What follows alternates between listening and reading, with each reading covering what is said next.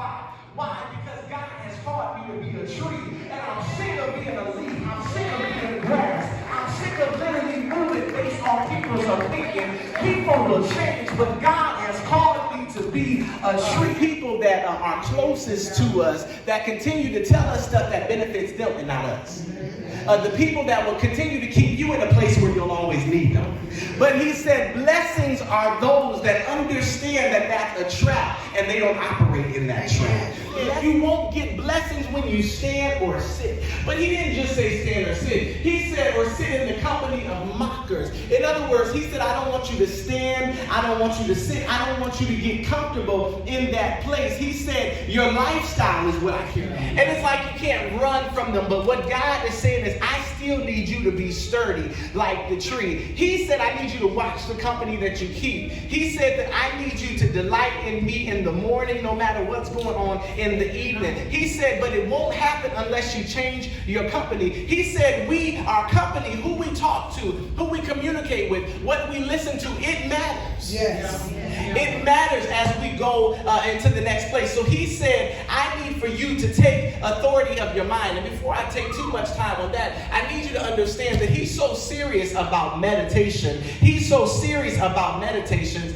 and that I believe that many of us have had anxiety attacks or almost an anxiety attack because we've had the absence of meditation. Worry and stress comes from the absence of meditating. How do I know that? Because there's something about meditating that let me know that I didn't need what I thought I needed. But for some of y'all gonna lose your mind thinking you need it because you ain't meditated. But what I'm trying to tell you is God told you what makes you not blessed. But he said the way that blessings will rescue you, the way that blessings will run to you, the way that blessings will find you is when you spend your time. Meditate on your past. You shall not worry about what's happened to you or what should have happened to you. But my only instruction is that you must meditate on his word. In other words, it's like you gotta chew it so much to where literally it's just everywhere that you go. You gotta meditate on his word when you wake up. You gotta meditate on his word when you're driving. You gotta meditate on his word when your children getting on your nerves. You got to get in a position where you spend a lot of time in order to be like a tree 30 years before syrup can come out of it. But then it also said it takes somewhere between 40 to 50 gallons of maple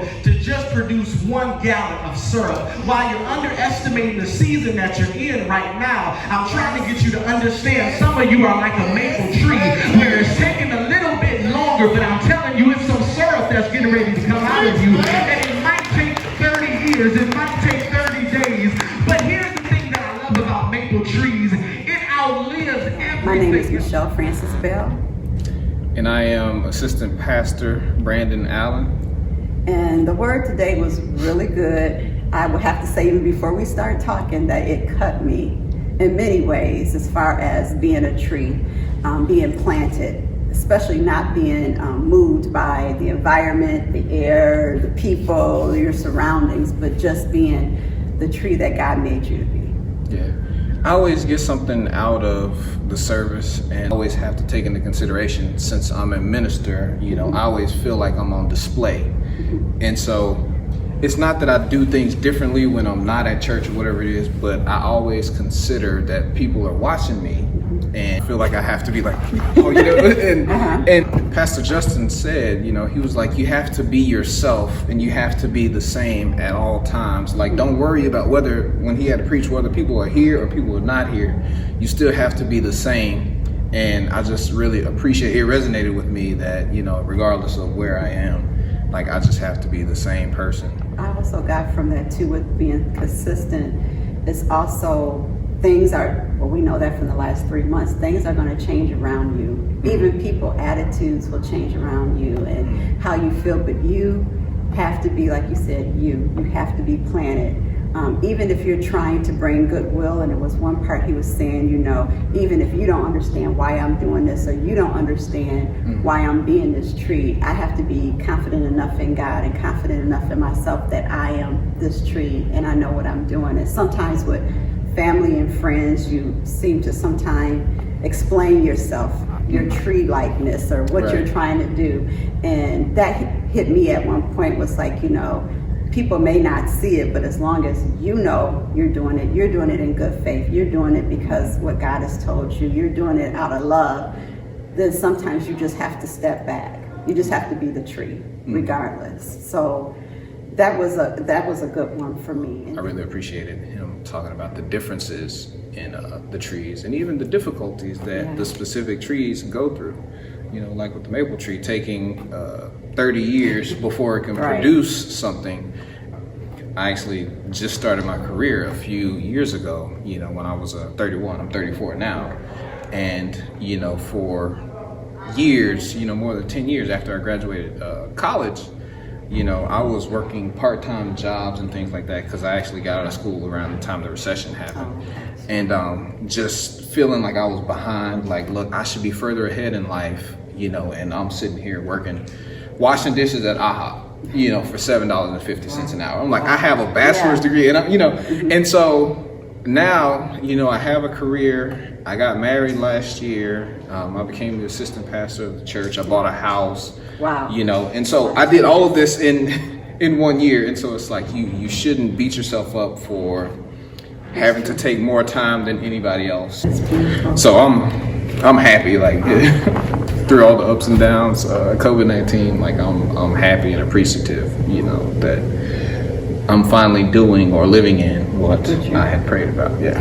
And then just one more last thing for me that I got out of it was like the first part of the sermon about sitting, standing, or being in the way of sinners and people that mock you. And the thing is, we have to have a kind of a balance, because as Christians, we're supposed to kind of reach the lost, talk to the lost, you know, be there. But we also have to be careful with our balance that we don't become the lost in the same way of trying to help them, or still in our helping them that we're still seen as a tree. And sometimes for me, I have a tendency to want everybody to feel good and try to make everything feel right. And sometimes in doing that, I may not be that tree I should be. I'm trying to make things work out. And maybe it's God's plan that it doesn't work out right like that. You just be the tree, do what I said, show love, and let him work it, instead of me trying to be God and working it. So I really like that. It made me think I have to have a balance between going to the other side and then pulling people from the other side, so I don't get trapped there. Be in the world and not of the world. Yep. The reason that me and you are called to be a tree in the sea is because you're supposed to protect some other people from what they don't know is coming their way. See, you being a tree ain't all about you. Even when I was studying about the maple tree's sole purpose was to produce syrup. I know some of us are tired of always helping people, but can I be honest, some of our purpose in the earth was to literally pour into other people. So though you get frustrated, you still got to be the tree. Because people are looking for hope. People are looking for answers